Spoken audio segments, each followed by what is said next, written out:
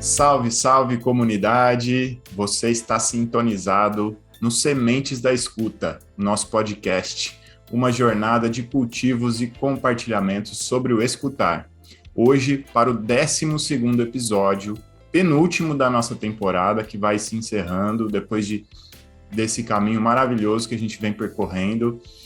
Nesse 12º episódio, a gente vai falar sobre psicodrama como uma ferramenta de escuta-ação. Vamos descobrir o que é isso juntos? Eu sou Vinícius Barros. E eu sou Felipe Petenucci. E para falar para a gente um pouco mais sobre psicodrama, estamos aqui com a Jéssica Oliveira, que é historiadora graduada pela Faculdade de Ciências e Artes Dom Bosco, é psicóloga graduada pela Unip e tem pós-graduação em filosofia pela FAMOSP. Além disso, é psicodramatista pelo Instituto de Psicodrama Rio Pretense, o IRP, e pós-graduanda pela PUC São Paulo em Clínica da Sexualidade na perspectiva sócio-histórica. A Jéssica Oliveira também é psicóloga clínica de adolescentes e adultos e professora no Instituto de Psicodrama. Vai ser incrível essa escuta. Então vamos lá? Bora escutar? Seja muito bem-vinda, Jéssica. Muito obrigado por aceitar o convite. A Sementes da Escuta fica muito feliz em poder hoje estar aqui para compartilhar esses saberes, né, que você vai trazer para a gente. E a primeira pergunta que a gente quer saber é quem é a Jéssica. Seja bem-vinda.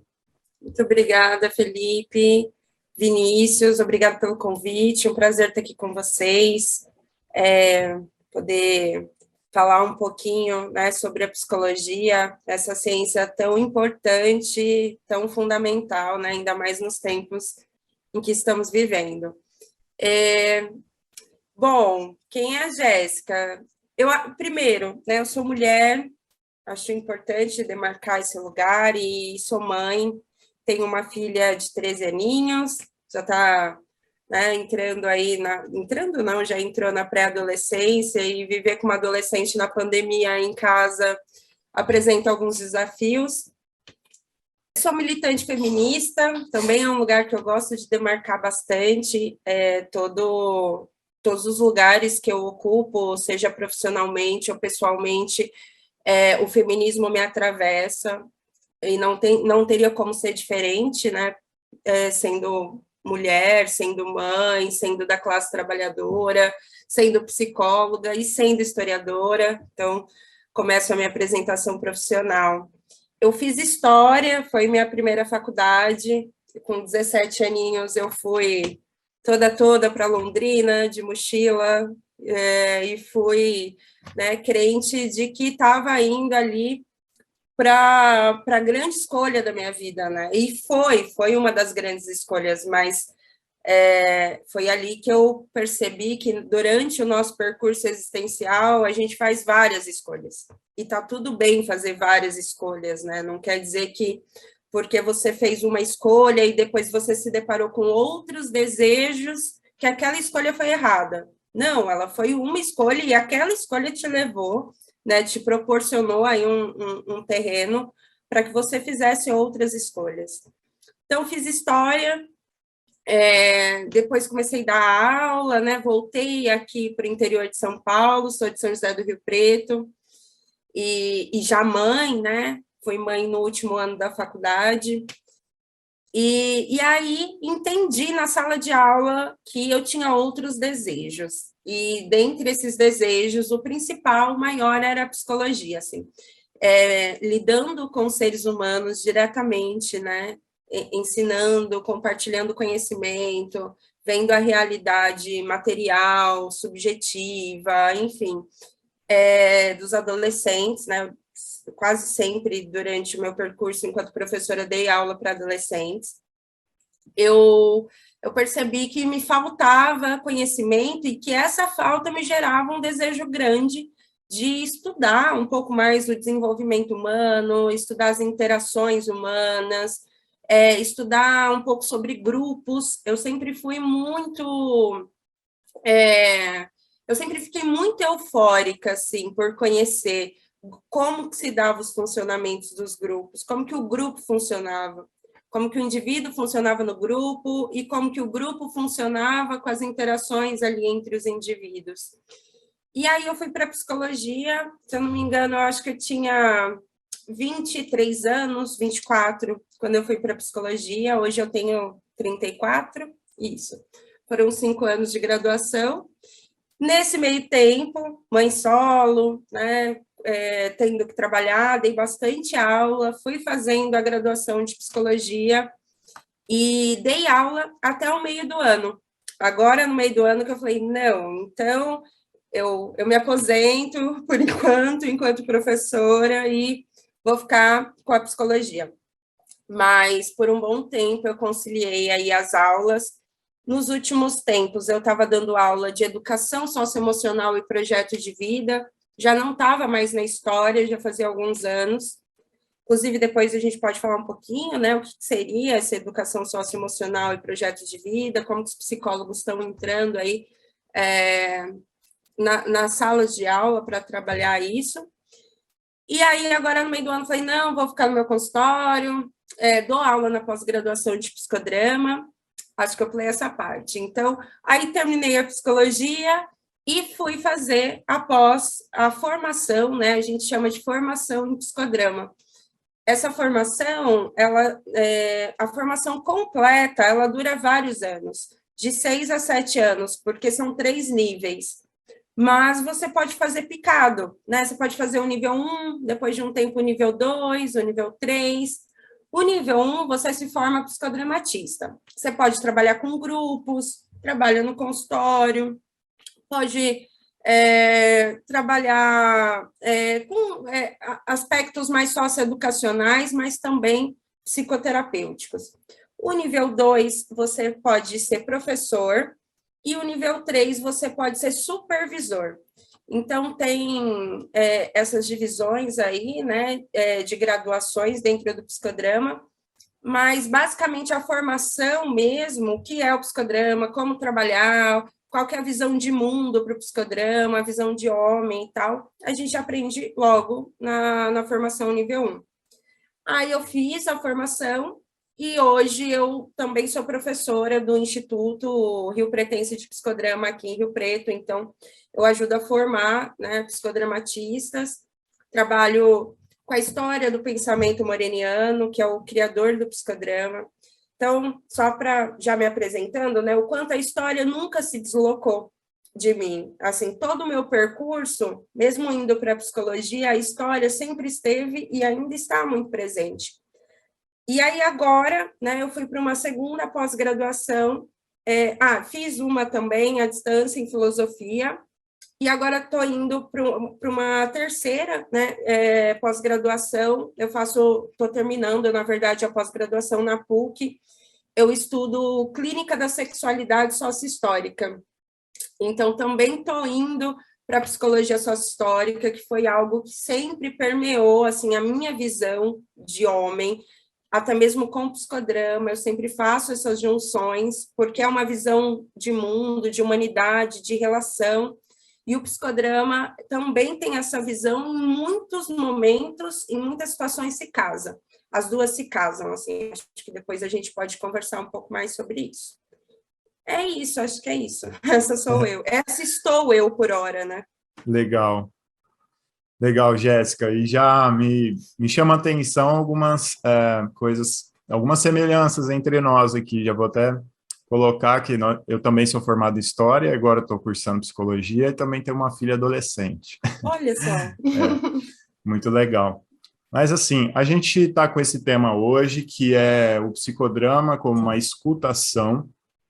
E para a gente entender um pouco mais, queria que você explicasse o que é o psicodrama, falasse um pouco dos principais conceitos, para que a gente já se aprofunde um pouco mais nessa ciência em si. Bom, como eu falei, né, o criador do psicodrama, não tem como começar a falar do psicodrama sem falar dele, é o Jacob Levi Moreno. O Moreno, ele foi um grande entusiasta das relações humanas. Ele viveu aí nasceu no finzinho do século XIX, mas a gente fala do Moreno enquanto precursor do psicodrama já no início do século XX, né? Então a gente vai falar das bases surgindo do psicodrama lá para 1915, 1920, quando o Moreno sai da Europa e vai para os Estados Unidos, né? Na década final da década de 20, início da década de 30, o psicodrama começa a ter uma base muito mais sólida. E então a gente data aí o psicodrama da primeira metade, o início, né, da primeira metade aí do século XX, mas o seu desenvolvimento ele vai aí crescendo e até hoje, né, se expandindo para outros territórios, para outros continentes, principalmente a partir da década de 60. Aqui no Brasil mesmo, o psicodrama ele chega no finzinho da década de 60, em plena ditadura civil-militar, né? O nosso primeiro congresso de psicodrama, ele acontece durante a ditadura, aqui no Brasil, inclusive com a presença de militares na plateia, para ver se ia acontecer alguma coisa meio estranha ali, meio subversiva, né? E algumas apresentações foram censuradas, assim, na hora, mas nada muito muito gigantesco, enfim, nada que prejudicasse o Congresso. E então, o que é, né? Quem é o Moreno e o que é o psicodrama? Por que não dá para deslocar aí o Moreno da criação do próprio psicodrama? Porque o psicodrama, ele é fruto de muito do seu nascimento, é fruto de uma fusão aí da própria personalidade do Moreno, do Jacob Levi Moreno, com as filosofias, com as correntes filosóficas que estavam ali surfando, né, na época, principalmente as correntes existencialistas, as correntes humanistas. Então, quando eu falo de psicodrama, eu tenho que situar, né, historicamente, eu situo também filosoficamente, então eu estou ali falando de um contato ali com o desenvolvimento de uma filosofia existencial, que coloca o homem no centro de tudo, que acredita nas relações humanas, que acredita no potencial transformador dessas relações, né? Então, o Moreno, ele é fruto do seu tempo, como não poderia deixar de ser, e o psicodrama, ele nasce aí dessa junção, um pouco dessa personalidade que muitos críticos chamariam de personalidade megalomaníaca do Moreno, que era alguém muito expansivo, que acreditava que o homem tem em si uma centelha divina, e essa centelha divina é um potencial criador e espontâneo gigantesco, que o homem, quando eu falo homem, eu estou falando humanidade, pode criar o que quiser, quando quiser, né, que precisa acreditar nessa sua potência criadora e transformadora, e muitos críticos chamavam isso de uma personalidade um tanto quanto megalomaníaca, né? Nossa, o Moreno achava que ele, e por consequência a humanidade, podia fazer o que quisesse, que cada um tinha em si aí uma centelha de Deus, né, dentro de si. E esse é um terceiro elemento do Moreno que vai influenciar muito o psicodrama, que sim, o psicodrama nasce com um aspecto religioso. O Moreno, ele era descendente de judeus, né, serfraditas, que vieram aí num êxodo, fugindo do reino de Aragão e Castela, que estavam expulsando aí no século XV os judeus, e os descendentes, não. Ancestrais? Os ancestrais, isso mesmo, os ancestrais de Moreno vieram nesse êxodo, né?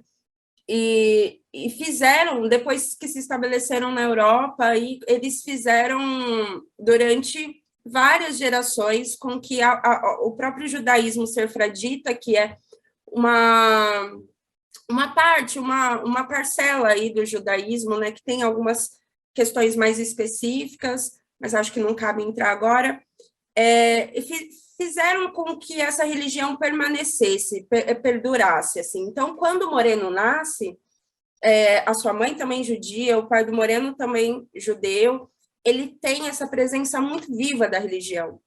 E ele cresce aí também sendo orientado por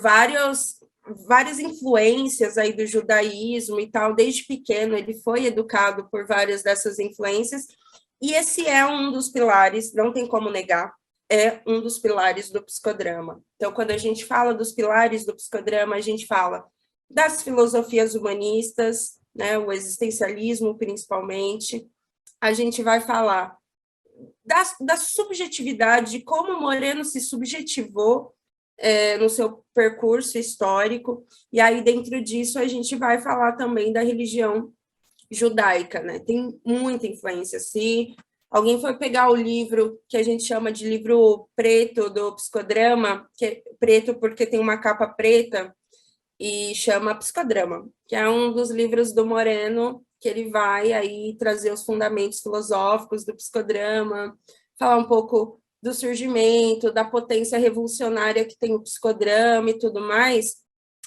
Em várias passagens a gente vai ver ele se referindo aí aos povos judaicos, se referindo ao próprio judaísmo como uma religião muito criativa, que teve que se reinventar nos mais variados momentos históricos e por aí vai. O que acontece é que depois, né, os psicodramatistas entendem essa fundação como algo extremamente importante, extremamente necessário, que faz parte do próprio Moreno, mas é óbvio que a gente vai se apegar mais nos aspectos científicos. Então, acho que é importante fazer esse adendo, não negar essa tradição judaica do Moreno, porque faz parte de quem ele foi, mas deixar muito claro que quando a gente vai trabalhar com psicodrama dentro da psicologia, dentro das áreas socioeducacionais também, há todo aí um trabalho para diferenciar o que é científico, o que teve um desenvolvimento aí histórico de estudos e de confirmações e tudo mais, e o que não, né? O que foi aquilo que influenciou o Moreno na criação do próprio psicodrama.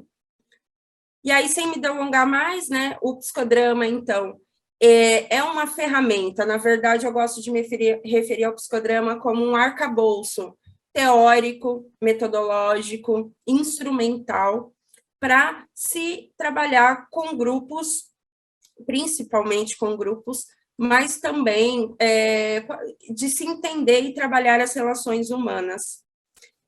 Então, para isso, né, tem alguns conceitos teóricos muito importantes, que quando a gente fala de psicodrama, a gente não pode deixar de falar, que é a teoria de papéis, que é a teoria base do psicodrama, que entende que todos nós desempenhamos papéis na vida, e esses papéis não são papéis que nos mascaram necessariamente, né? Não são papéis que necessariamente nos mascaram, que nos esconde, que nos impedem de construir a nossa subjetividade, a nossa individualidade, mas são papéis necessários para proteção, muitas vezes, mas principalmente para se estabelecer relações. Então, um exemplo.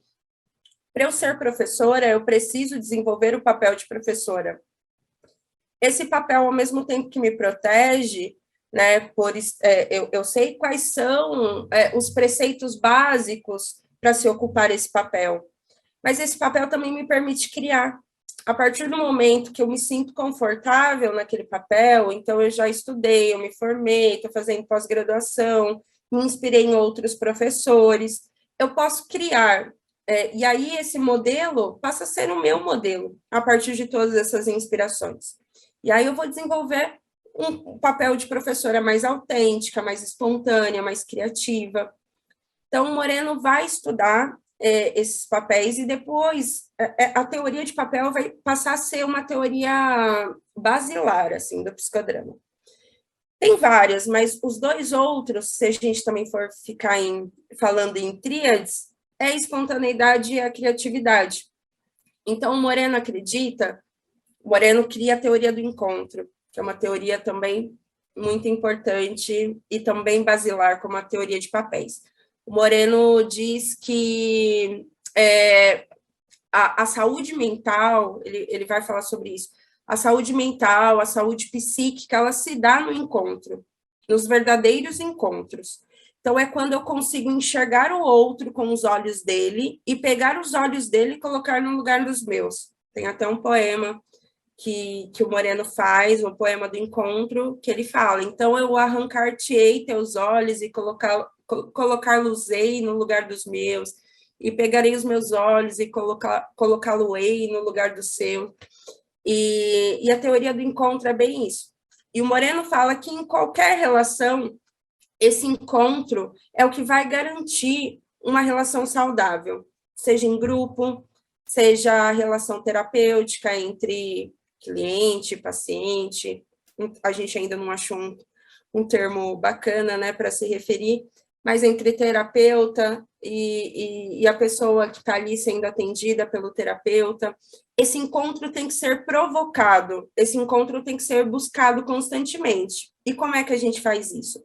Através da espontaneidade e da criatividade. Moreno fala que todo mundo tem criatividade, tem uma reserva de criatividade em si. Só que o que a gente não tem e que a gente precisa buscar, na verdade, o que a gente perde no decorrer do tempo, por conta da conserva cultural, que é esse engessamento da sociedade, sabe? De ter que colocar a gente nos moldes e a gente não poder sair muito dali. O que a gente perde é a espontaneidade. E que buscar saúde mental é buscar construir essa espontaneidade para que ela impulsione a nossa criatividade e aí a gente possa agir aí de maneira espontânea e criativa nas nossas relações, a partir das coisas que acontecem com a gente e tudo mais, assim. Então, acho que são esses os principais conceitos. É muita coisa, acho que posso ter me perdido um pouco aqui, mas os principais são esses. Não, foi ótimo, você explicou muitos conceitos e deu essa contexto histórico e social para a gente, uma aula simples, né, mas uma aula digna de quem realmente preza pela psicologia social, né, que é uma coisa uma outra afinidade que a gente tem. Eu e o Vini também, a gente tem essa base, né, por ter uma outra formação. O Vini já falou, né, história, os sociais, acho que... Olha só. E atuo também como professor. Então, tem algumas similaridades bem legais, e você, como professora, tem uma forma de explicar muito interessante. Bom, vamos lá, vamos para a pergunta. Eu achei muito... Você estava explicando esses conceitos aqui no final, e eu achei uma coisa muito interessante, que é a teoria do encontro. Eu tenho uma amiga psicóloga, a Jaqueline Figueiredo, se ela estiver escutando, um abração para ela, que uma vez ela me falou uma frase que, até como professor, eu costumo carregar muito isso, que não existe nada mais importante, nada mais sagrado do que quando alguém para conversar com você, né? Ou para te escutar, para estar junto ali com você. Então, de alguma forma, a minha espontaneidade me levou a fazer uma associação entre isso e essa teoria do encontro e essa potência que ela traz. E aí eu queria te perguntar como que esses conceitos, o psicodrama, se relaciona com a ideia da escuta-ação, que já é interessante já colocar dessa forma a escuta como uma ação, porque já busca quebrar essa ideia de que escuta é algo passivo. Então, queria saber como que se relaciona, né? O que é a escutação dentro do psicodrama? Muito boa a pergunta, porque daí foi um dos conceitos aí que eu acabei esquecendo de trazer para ser sintética, né? Para o psicodrama não existe escuta sem ação. Na verdade, psicodrama, né, é você atuar aí na sua existência. O drama, se a gente for olhar a etimologia da palavra, ele tem tudo a ver com a ação, né? Com ser protagonista da sua própria existência e tal. E o psicodrama, ele surge assim, com o Moreno reivindicando o protagonismo da existência dele. Se a gente for olhar para a história dele, terão várias passagens em que ele se revolta com a religião e fala, não, Deus sou eu agora, e eu que vou fazer o meu caminho, eu que vou fazer a minha existência, e essa existência é a partir da ação. Quando ele estava na faculdade, ele criou um grupo, e esse grupo chamava Casa do Encontro. Então, a teoria do encontro, na verdade, é um dos primeiros conceitos, antes mesmo do psicodrama se chamar psicodrama, O Moreno, e não é só o Moreno, se a gente for olhar para a filosofia, o Martin Buber, por exemplo, também já estava falando do encontro. Não, o Moreno não. Apesar do Moreno falar que ele que inventou a psicoterapia de grupo, que ele foi aquilo, ele foi isso, a gente sabe que ninguém cria sozinho, cria do nada, né? Havia toda uma atmosfera da época. Mas o Moreno cria essa casa de encontro com mais 3 camaradas dele da faculdade, e eles vão viver andando pela rua, trabalhando com prostitutas, trabalhando com mendigos, trabalhando com crianças, levando... isso daí foi no período entre guerras, acho que foi logo depois da Primeira Guerra Mundial. Não, mentira, desculpa.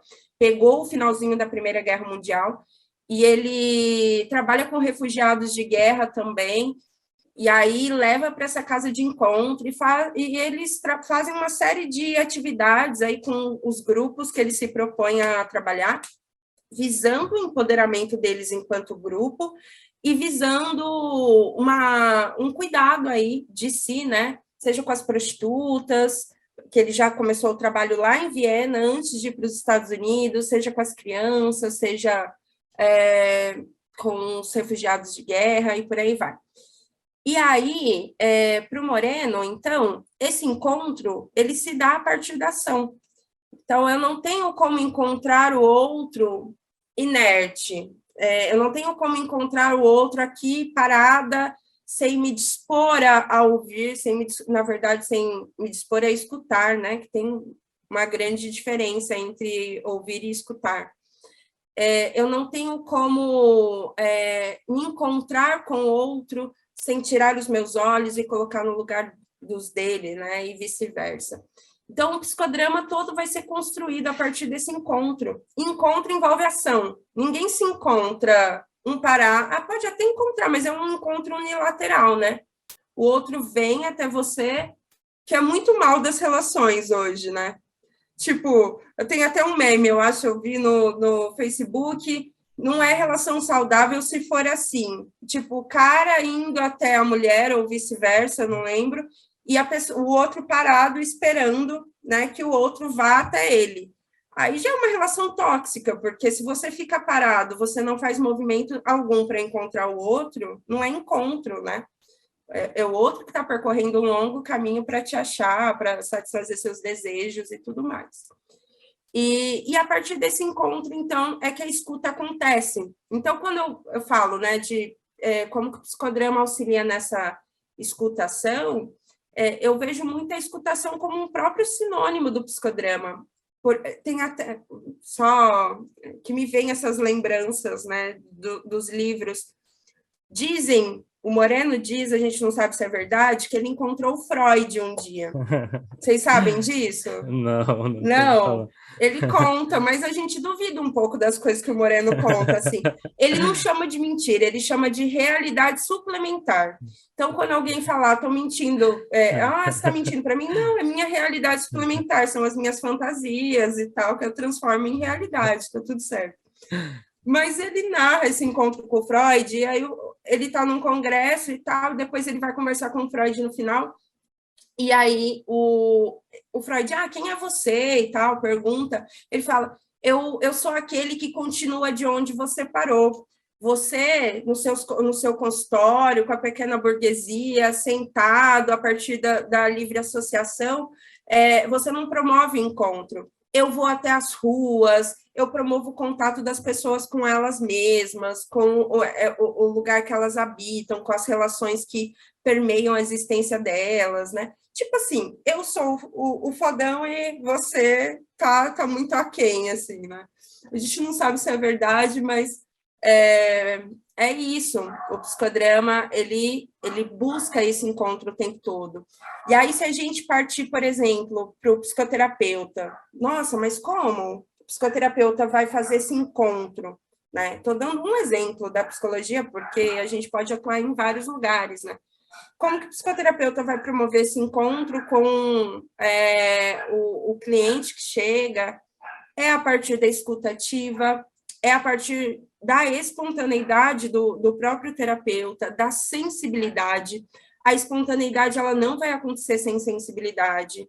E não é uma sensibilidade de, ai, meu Deus, eu sei o que você está passando, senta aqui. É uma sensibilidade para sentir e para perceber que o outro possui histórias, possui subjetividade, possui formas de vida que não necessariamente a nossa existência tangenciou a forma que o outro existe, a gente não necessariamente partilha daquilo, não necessariamente vive aquilo, mas a gente está sentado ali, disposto a escutar aquela história e intervir das maneiras, e aí o psicodrama tem 1 milhão de intervenções mais ativas, assim, para auxiliar o paciente nesse percurso, assim, para auxiliar o cliente nesse percurso. Jéssica, eu achei muito interessante o que você falou aqui por último, que foi a questão da intervenção. Às vezes, a gente se depara hoje com alguns discursos um pouco ou muito conservadores, né, numa psicologia. Alguns chamam isso de psicologia baseada em evidências, objetividade científica, neutralidade. E você vem e agora nos diz essa palavra intervenção. Como que você, como psicodramatista, acho que é assim que se pronuncia, e como que a clínica do psicodrama, como que a ação, a escutação do psicodrama, ela pode intervir? Aí eu trago mais algo que eu refleti, que foi quando você trouxe a questão dos papéis, eu me lembrei de um livro, se não me engano é Alan Ehrenberg, que tem um livro que se chama Culto à Performance. Eu pensei nessa relação entre papéis e performance, né? Que é algo muito ligado ao capitalismo hoje, né? Então, nós temos dentro desses papéis, aí por esse autor chamado de performance, um repertório de modelos de ação na sociedade hoje, buscando um desempenho, um enquadramento no sistema econômico que a gente tem. Então, eu queria juntar isso aí, essa questão da intervenção com esse culto à performance, que são modelos que também são adoecedores, que causam sofrimento, e o psicodrama nesse caldo aí. Como que você acha que é possível intervir nesse contexto? Vinícius, eu vou inverter para não chocar. Eu ia começar fazendo uma afirmação, mas eu sei que às vezes ela choca, e aí eu vou fazer ela no final, porque daí eu já vou ter justificado no começo. Perfeito.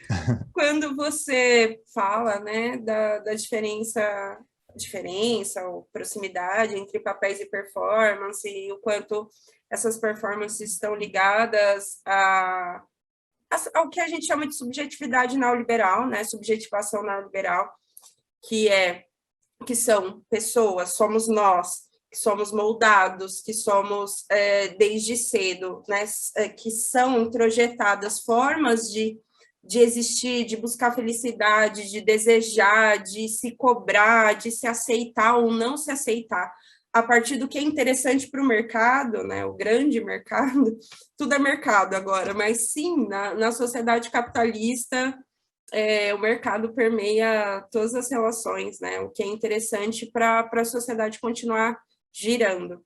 E essas performances, elas estão dadas e elas são buscadas muitas vezes sem a gente questionar se a gente nem se dá conta que está performando, né? Lembrei do cara da Pfizer, o menino que fez o meme da performance. A gente nem se dá conta que está performando, não se dá conta que muitos dos desejos que eu assumo como meus não são, que as não pausas, na verdade, os momentos que eu deveria pausar, que eu poderia desenvolver o ócio criativo, né? Poderia estar aí descansando, filosofando, assistindo uma coisa que eu gosto, cantando música, me relacionando com as pessoas. Muitas vezes eu não me permito fazer isso porque fica aqui uma necessidade de alta performance, então eu preciso continuar produzindo, eu preciso continuar estudando, eu preciso ganhar mais para ter poder pagar uma cirurgia plástica, poder viajar, enfim, todos aqueles imperativos, né, que a gente sabe que todo mundo vive de uma forma ou de outra, em maior ou menor grau nessa sociedade. Então, essa performance não tem a ver com a teoria de papéis do Moreno. Mas, se o Moreno tivesse vivo hoje, né, ou então pegando os que os psicodramatistas falam hoje, ou discutem um pouco hoje, dá para fazer uma relação no seguinte sentido: quando os nossos papéis, os papéis psicodramáticos, os papéis aí da teoria de papel do Moreno, eles se conservam em papéis fixos e rígidos que interessam muito mais a uma classe, a determinados setores, que tem outros interesses que não os interesses da coletividade, seja daquele grupo, seja da sociedade, por aí vai, eu corro o risco de estar performando e não de estar desenvolvendo papéis aí que vão me construir cada vez mais enquanto ser humano. Segundo o psicodrama, a teoria de papéis, ela nos constrói, o ser humano primeiro vem o papel e depois vem a subjetividade. Eu não existo e depois desenvolvo um papel. Tem muito a ver com o existencialismo sartreano. Eu primeiro desenvolvo os papéis, então papel de filho, papel de aluno, papel de amigo, papel, enfim, inúmeros papéis que a gente vai desenvolvendo, e aí eu vou me construindo, né, eu vou me subjetivando a partir disso. E aí, performance é outra coisa. Performance tira a minha humanidade, né? Ela me transforma em máquina, sujeito máquina, que é muito que os estudiosos aí das subjetividades neoliberal vão falar, né? Principalmente o Dardot e o Laval, que são dois, acho que vocês devem conhecer eles, principalmente Felipe, né? Que é da sociologia, que vão estudar um pouco sobre como as nossas subjetividades são moldadas de acordo com interesses da reprodução, da perpetuação da reprodução da sociedade capitalista. E aí, dentro disso, né, papel não é performance, performance não é papel, mas se a gente não tomar cuidado, os nossos papéis se cristalizam e aí a gente pode assumir uma performance que não vai ao encontro dos nossos desejos, das nossas necessidades, e sim da necessidade do capital, que é a sociedade que a gente vive hoje. Eu afirmo, e aí sou eu, Jéssica, e já estou preparada para críticas, já afirmei isso antes. Para mim, a minha clínica é política. Ela não é uma clínica neutra, que vai buscar o fenômeno psicológico, vai tentar entender cada ser como único, que não tem determinantes sociais, que não faz parte de uma historicidade, de uma totalidade, de classe, raça, gênero, e por aí vai. Então, eu não assumo e nem tento assumir uma postura neutra, eu faço intervenções, sim. Essas intervenções vão ao encontro de uma clínica sócio-histórica, de uma clínica que acredita numa clínica de empoderamento, numa clínica que trabalha consciências, e aí consciência de classe, de raça, de gênero, de etarismo e por aí vai, enfim. Então, sim, eu acredito que essas intervenções, elas acontecem, a gente assumindo ou não, você falando, que isso, a clínica é política, como assim? Tudo é político, né? E sim, a clínica não vai deixar de ser política. Mas eu assumo uma posição neutra. Não, desculpa, não assume, né? Dizer que assume uma posição neutra, que você é um psicólogo que, sei lá, faz uma suspensão, e aí não estou fazendo nenhuma analogia à fenomenologia necessariamente, mas assim, eu me suspendo totalmente, e aí eu sou um ser ali que fica olhando como se nada me atravessasse, e como se eu soubesse de algumas coisas, mas eu não pudesse falar para o paciente, porque senão eu estou intervindo e eu estou contaminando o processo terapêutico. Não, a gente está ali justamente, não para contaminar, mas para, você já se atentou para isso? Você já olhou para isso? E de que forma que a gente vai a partir disso, né? A partir da conscientização desse processo, para onde a gente vai, quais são as formas de trabalhar aí a saúde mental a partir disso, como é possível, né, a partir das determinações que você está inserido. Não é negar para uma mulher negra que ela não sofre racismo e que imagina que ela não encontrou um parceiro até agora porque ela não procurou direito, não porque ela é gorda, negra, e porque ela é pobre, e porque a sociedade vai dizer o tempo todo para ela de diversas formas que ela nem merecia existir, sabe? Então, claro que a gente não vai dizer dessa forma, mas isso não tem como ser escondido, assim. Eu não acredito que esse seja o nosso papel, de esconder. É muito, muito bacana. A gente também tem essa visão de que tudo é permeado pela política, né? Então, se os militantes da ciência neutra aí for na sua casa, provavelmente vai vir na nossa também. A gente vai se protegendo.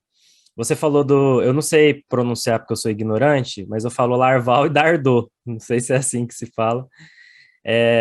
Que eles falam muito da como a gente gerencia nosso corpo e a nossa subjetividade como se fosse uma empresa. E eu lembrei do Bourdieu, ele tem o sociólogo francês, né? Ele tem um livro que chama Da Distinção, e ele vai dizer como que até a construção dos nossos gostos, nossos afetos, se dão por meio desse contexto social, histórico que a gente está inserido. E eu penso ser uma questão importante para a gente refletir, né, uma questão da contemporaneidade, principalmente, porque muitas vezes o poder, a violência, ela está instaurada sobre a manipulação dos afetos.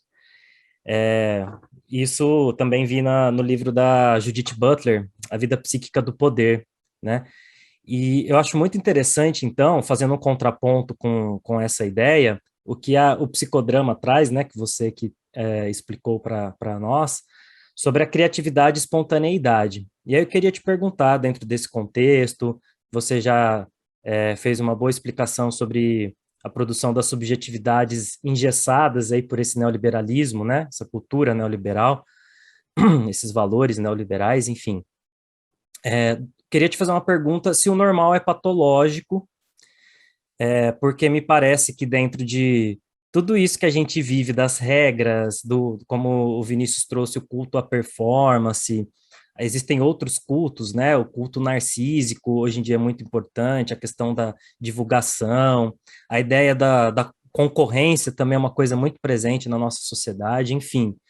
Me parece que está dentro disso que é chamado de algo normal. O que é visto como normal? Uma ciência neutra, né? Uma ciência que se coloca como objetiva. A gente poderia também fazer essa crítica paradigmática.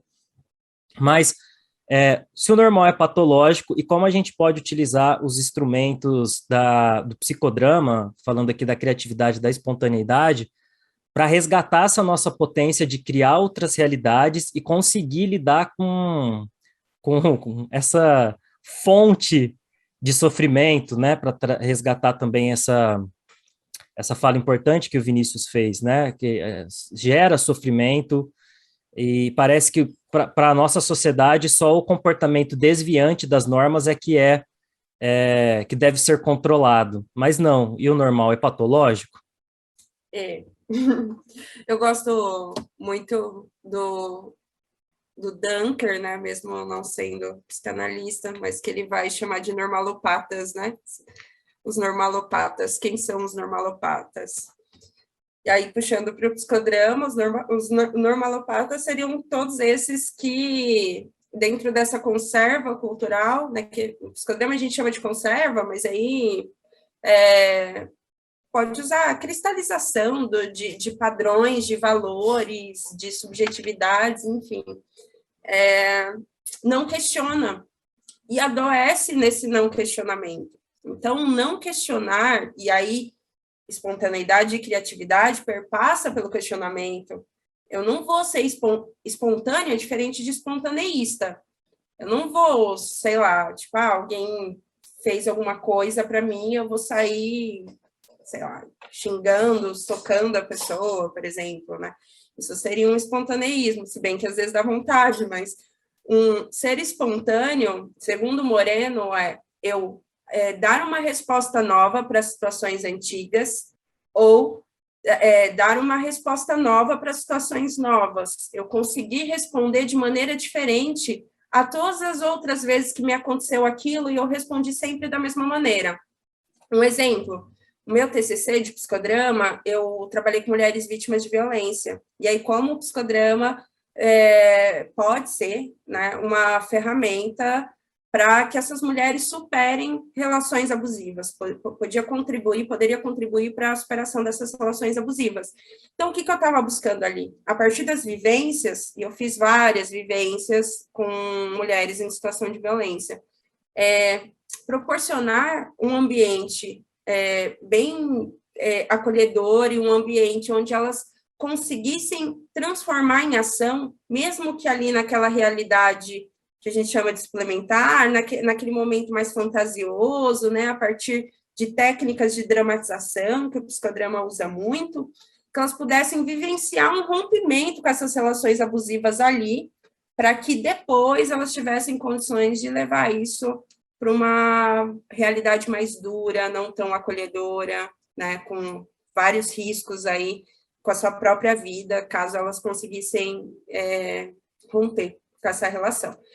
Então, o psicodrama é essa ferramenta extremamente com muita potência, porque ela proporciona a gente experienciar situações e que a gente ainda não está pronto, de repente, para fazer lá na frente, mas que a gente consegue aqui fazer um ensaio, que a gente chama no psicodrama de roleplay. A gente vai jogando com os nossos papéis aqui, para que um dia eu consiga, que a gente chama também no psicodrama de role creating, que é criar um novo papel, né? Então, todas as ferramentas do psicodrama vai buscar trabalhar a espontaneidade, a criatividade ali, naquele ambiente, para que depois você consiga levar para fora.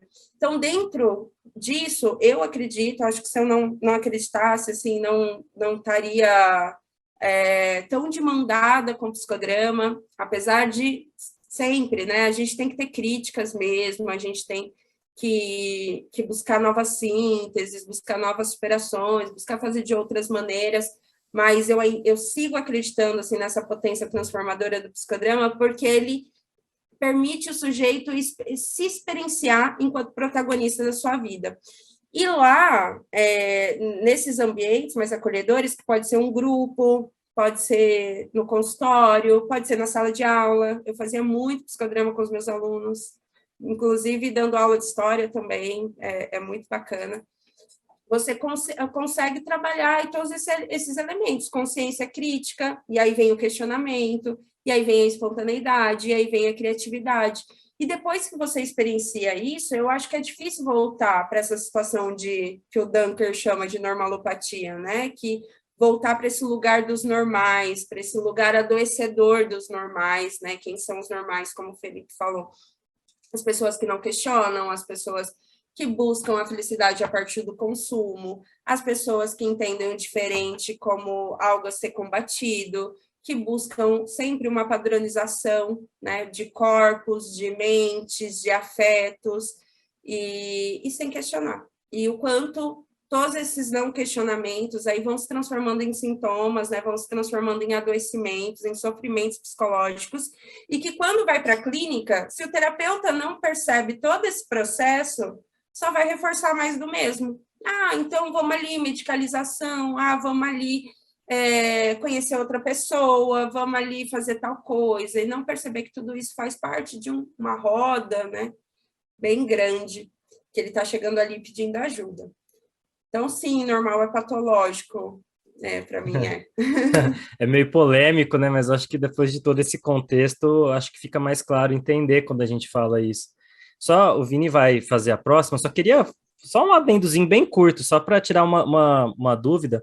Quando você fala do role and play game, entra também o uso do RPG como um dos instrumentos do psicodrama, o jogo? A gente chama de jogo dramático. Tá. Na verdade, não é só roleplay. Tá. Então eu confundi. Só roleplay, mas como você falou do RPG, inclusive tem estudos aí de psicodrama com RPG e tal, porque ele vai muito para o mundo da fantasia, né? Então, mas no psicodrama a gente trabalha muito com jogos dramáticos que permitem a gente sair um pouquinho dessa realidade para a realidade suplementar e um pouco explorar a nossa legal. fantasia. Bacana, obrigado. Jéssica, agora a gente vai entrar na etapa final da nossa entrevista aqui, dessa nossa escuta, e problematizar a escuta em si.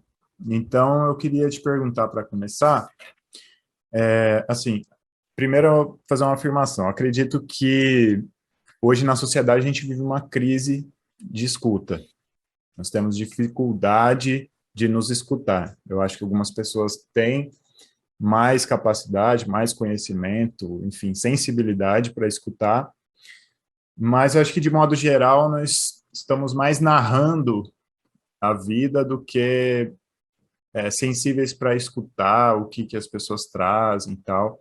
E aí, acho que, pontuando, assim, acho que as hierarquias sociais, então, nós aqui, eu e o Felipe, somos homens brancos, então acho que nessa cadeia aí, digamos, nessa cadeia alimentar, esse sistema capitalista, todas as opressões, somos os que menos, historicamente sabemos, né, temos condições e interesse por escutar as pessoas.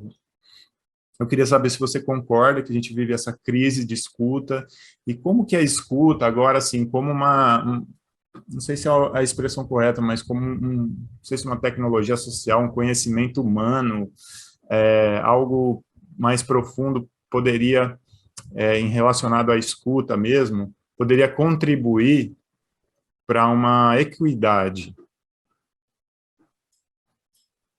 Tá. Eu acho que a gente vive essa crise, só que... Só não, a gente vive uma crise, mas todo momento de crise, né, é uma abertura para o novo. Você estava falando aí, no finalzinho, até me perdi um pouquinho, porque me veio... É mal de historiador isso, né, Vinícius, eu acho, ou da galera dos sociais, porque a gente está aqui, aí já vem uma referência histórica, e vem... Né, com certeza. Mas me veio uma referência do Gramsci, que ele é uma frase, inclusive, que a gente usa muito para esse momento atual que a gente está vivendo aqui no Brasil, né? Um momento horrível que não termina nunca, enfim.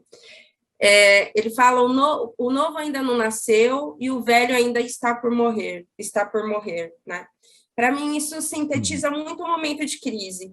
E eu acho que a gente sempre viveu uma crise da escuta aí, mas eu acho que nesse momento essa crise se acentua, mas também tem a sua antítese. Ao passo que ela se acentua, eu acho que a gente nunca esteve tão perto de construir novas formas de escuta, assim. Não que exista uma única forma de escuta, mas assim, hoje a gente tem muito mais reconhecimento dos nossos privilégios, como você disse aqui, sobre você e Felipe, eu também, né, os meus privilégios de mulher branca, classe média.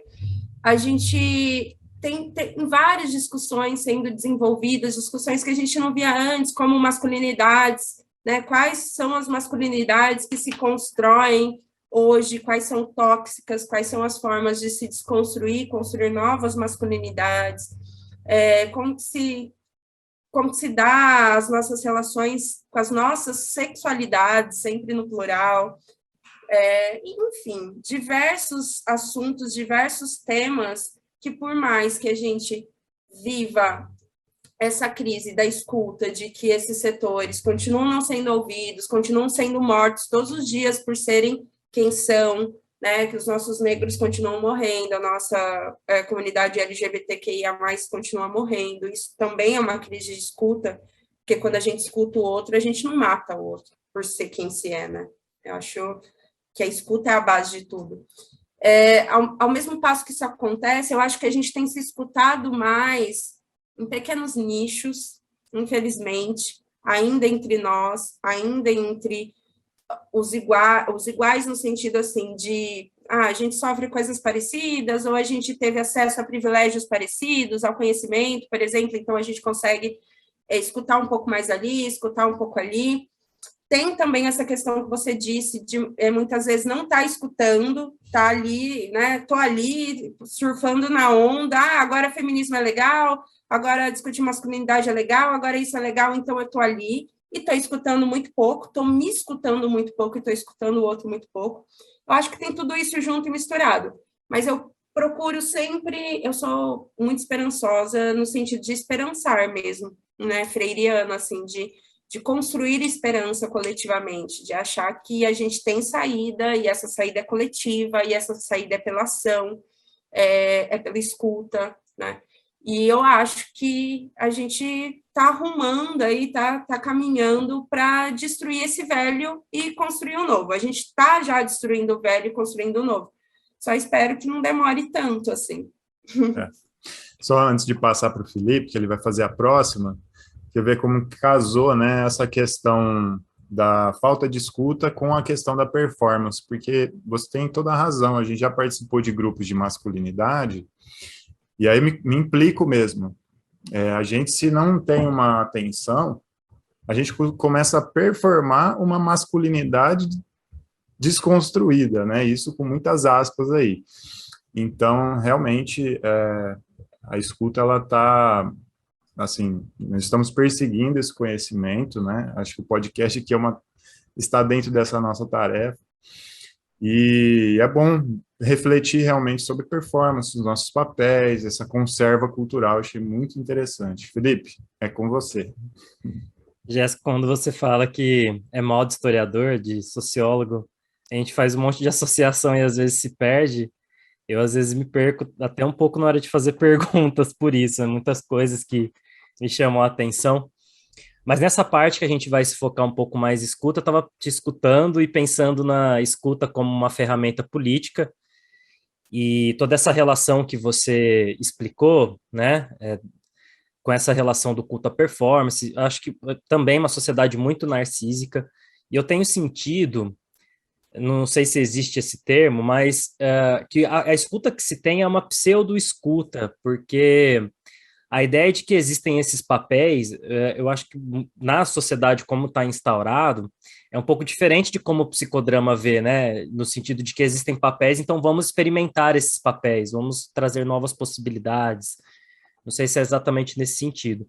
Mas eu sinto que como já se tem alguns padrões, alguns valores regendo essa sociedade, o que se promove é uma pseudo-escuta, porque já se infere o que o outro vai falar. Então, muitas vezes, nem está escutando o outro, já pega ali, já faz o seu próprio julgamento, e nem cria esse espaço para realmente escutar o que o outro está dizendo. Eu acho que apenas vai lá rapidamente, já se infere aonde vai colocar aquele outro, em qual lugar ele vai ocupar, qual caixinha ele vai ocupar dentro dessa nossa sociedade, e acabou.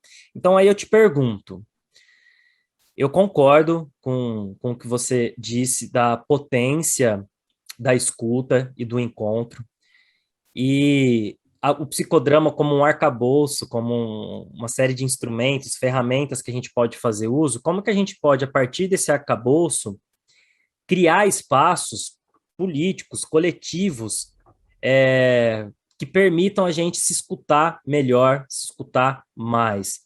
Como que a gente pode, a partir do psicodrama, criar, estimular mais espaços, mais lugares para que essa escuta, enquanto potência, enquanto algo ativo, possa ocorrer? Me veio socializar com vocês algumas práticas já históricas do psicodrama aqui no Brasil. Não sei se vocês souberam e tal. Vocês têm mais ou menos a minha idade ou são um pouco mais novos? Eu tenho 36. E eu 32, tá? Acho que bem no meio. Estamos ali, então. Tudo da década de 80. O psicodrama no Brasil, no governo da Marta Suplicy, né, houve uma parceria aí de alguns institutos de psicodrama em São Paulo com o governo da Marta Suplicy. Eu também nem lembro bem dessa época, mas estudando a história do psicodrama. E aí o psicodrama começou a se difundir em vários lugares, né? Tipo, trabalhar com o poder público aí, fazer grupos com moradores de rua, com mulheres vítimas de violência e por aí vai. Mas depois que acabou essa parceria, o psicodrama continuou se reinventando. E até hoje, pena que isso acontece mais nas grandes capitais, há psicodramas públicos com moradores de rua, em vários lugares em São Paulo, tipo no vão do MASP, em vários outros bairros, os psicodramatistas vão até os moradores de rua, não nunca na perspectiva de vamos resgatar vocês, cadê suas famílias, o que vocês estão fazendo na rua, mas de trabalhar temáticas, de trabalhar temáticas que têm a ver com a realidade deles ali, que eles mesmo propõem as temáticas, e por aí vai. Então, muito legal, muito bacana. Muito, muito legal. Eu participei de inclusive, no primeiro congresso de psicodrama que eu fui, em São Paulo, 2016. No congresso tinha alguns moradores de rua, eles gostam tanto do psicodrama que eles quiseram participar do congresso, e uma das atividades era um teatro de máscaras em Pinheiros, no vão de algum lugar que eu não lembro, com os moradores, no lugar onde eles dormiam, né? E aí os congressistas, quem queria participar daquela atividade, porque você poderia escolher várias, você ia para lá, e eu fui. E foi um espaço, assim, riquíssimo. Eu levei vários tapas na cara, assim, falei, gente, né? Tapas na cara dos nossos privilégios. E isso acontece até hoje. Aqui em Rio Preto a gente tentou fazer, aqui em Rio Preto uma represa com as capivaras, não rolou muito bem, né? Mas o que acontece? Eu já socializando com vocês, acontece em outros espaços. Então, por exemplo, a gente acaba virando referência. Tem psicodramatista ali, eles gostam desse AUE, vamos chamar eles. Então, por exemplo, sempre tem 16 dias de ativismo, aí, Jéssica, feminista ali, chama ela para fazer um psicodrama de violência doméstica. Hoje eu sou coordenadora do Emancipa, não sei se vocês conhecem o Emancipa, a em Ribeirão tem, inclusive. O Emancipa é um movimento de educação popular. E a gente está na única favela aqui em Rio Preto, a favela grande mesmo que tem aqui em Rio Preto, uma ocupação. E aí a gente faz psicodramas com os adolescentes. Então, estou dando vários exemplos, porque todos esses exemplos somos nós que vamos até eles. E nunca tiramos eles de lá e venham até nós. Porque enquanto a gente ficar nesses espaços reservados e dizendo, eu ofereço espaço, mas não vem, eu ofereço a escuta, mas não vem, eu ofereço a clínica gratuita ou social aqui, mas não vem, e não entende que tem várias dificuldades, vários percalços aí, que a população que de fato precisa, né, dessa escuta, e que de fato a gente também cresce desenvolvendo a nossa própria escuta, fornecendo aí espaços, né, construindo espaços para que essa escuta aconteça. Enquanto a gente não perceber isso e não se movimentar, não transformar isso em ação, eu acho que uma transformação mais macro não vai acontecer. Agora, se a gente pensar em transformações micros, né, aí eu acho que o psicodrama pode ajudar de diversas formas também. A gente pode fazer pequenos grupos para discutir masculinidades, a gente pode fazer grupos para discutir feminilidades, a gente pode grupos psicoterapêuticos mesmo. E aí, assim, estou respondendo dentro do psicodrama, que foi o que você perguntou, assim, mas eu acho que a escuta, ela não está restrita à psicologia. A gente tem a obrigação, um dever moral de nos treinar para a escuta o tempo todo, e para isso nos construir e nos desconstruir enquanto seres humanos constantemente, mas ela está em todo lugar e a gente pode desenvolver ela em todos os espaços. Eu e o Vinícius com os nossos filhos adolescentes, né, que é um treino maior do que esse, Felipe com os alunos, e por aí vai. Muito bom, nossa, muito bom. Muito bom mesmo, estamos muito felizes, mas a gente tem aquela última pergunta, que é aquela que rufa os tambores, assim, que a gente gosta de fazer para todo mundo que vem aqui. Jéssica, afinal, o que é escuta? O que é escuta? Vocês conhecem um poema do... Como que chama? Vou citar o cara e esqueço. Rubens Alves. Rubens Alves, acho que é Rubem isso. Alves. Rubem Alves, isso. Escutatória? Não conheço. Então depois me lembrem que eu vou mandar. Porque, apesar de nem lembrar o nome do cara direito, teve uma época que eu dei aula de filosofia para criança, foi muito legal, foi só durante um ano. E eu me deparei com esse poema. E eu nunca mais havia lembrado dele. E hoje foi a primeira vez que esse poema ficou o tempo todo na minha cabeça. E ele chama Escutatória. E aí é um poema inteiro falando sobre a arte da escuta. E aí, para mim, escuta é uma arte no sentido de, ela não é inata, né, a gente não nasce com ela, ela não vai aparecer do nada na nossa existência, né? Tipo, encontrei ela ali na esquina e vou pegar. Ela é árdua, ela é difícil, ela exige a gente se desapegar dos nossos privilégios, dos nossos narcisismos, das nossas certezas, das nossas verdades absolutas, dos nossos caminhos absolutos. É só por aqui, é só por ali. E isso é muito custoso. Nem todo mundo está disposto. Porque, no primeiro momento, o que eu tenho a ganhar? Né? Parece que nada, parece que eu só me desapego.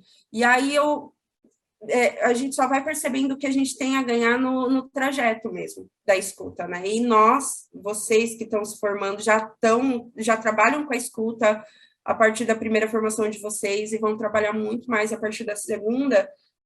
Nós sabemos, né, o quanto é um privilégio a gente poder ir desenvolvendo aos pouquinhos, sempre de maneira muito falha, essa escuta. Sempre ainda falta, né? Falta porque somos seres humanos faltosos, porque a gente também é subjetivado por essa sociedade que não nos permite ou não nos incentiva a escuta, não nos incentiva a olhar para o outro, a atenção ao outro, o acolhimento ao outro. Então, nadar contra a corrente o tempo todo é muito difícil, mas também é muito enriquecedor, assim. Então, para mim, escuta é arte, é exercício e é árduo, mas que vale a pena no final. Muito bom, muito bom. Eu fiquei curioso, coloquei aqui um trechinho, e aí ele escreve assim no finalzinho: é chegado o momento, não temos mais o que esperar. Ouçamos o humano que habita em cada um de nós e clama pela nossa humanidade, pela nossa solidariedade, que teima em nos falar e nos fazer ver o outro que dá sentido e é a razão do nosso existir, sem o qual não somos e jamais seremos humanos na expressão da palavra. Muito bonito, viu? Jéssica, queria te agradecer por poder ter te escutado. Foi um prazer enorme. Essa sua visão que você traz para a psicologia é muito potente, nos contempla, como o Vinícius já havia dito, desde antes da entrevista, né, quando ele veio me contar, super empolgado, e aqui na entrevista só se confirmou todo esse aprendizado, essa escuta potente que a gente já imaginava receber de você. Então, queria te agradecer, se você quiser fazer aí um agradecimento final, deixar aí algum recado, o espaço é seu. Muito obrigado. Eu que agradeço, imagina. Felipe, Vinícius, o prazer foi todo meu. O tempo passou, voou hoje, né? Nem parece que a gente conversou todo esse tempo. Muito feliz de encontrar colegas como vocês, não só porque já se aventuraram aí pelas ciências humanas, mas porque já chegam na psicologia para além dessa bagagem com toda essa vontade. Então, eu vejo vontade em vocês e fico muito feliz de saber que tem colegas aí por esse interiorzão, né, de São Paulo, que além de arrastar os R's, também estão buscando fazer transformação aí dentro da psicologia, dentro da sociedade. Fico muito feliz, muito obrigada.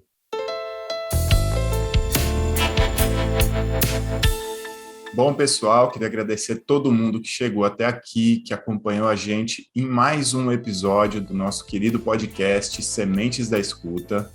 Hoje conversando sobre psicodrama com a Jéssica, de Rio Preto, tecendo essa rede aqui no interior de São Paulo, para a gente é muito legal. Bom, para quem quiser conhecer um pouco mais sobre o nosso podcast, pode procurar nossas redes sociais, estamos no YouTube, Spotify, com os episódios, no YouTube você pode assistir também com imagens, e no Instagram você pode acompanhar nossas publicações. Se quiser mandar uma mensagem para a gente, tem o e-mail sementesdaescuta@gmail.com. A idealização e coordenação do podcast é de Vinícius Barros e Felipe Petenucci, a trilha sonora de Marcos Máximos e a identidade visual é de Cami Vince. Até o próximo episódio. Obrigado pela escuta.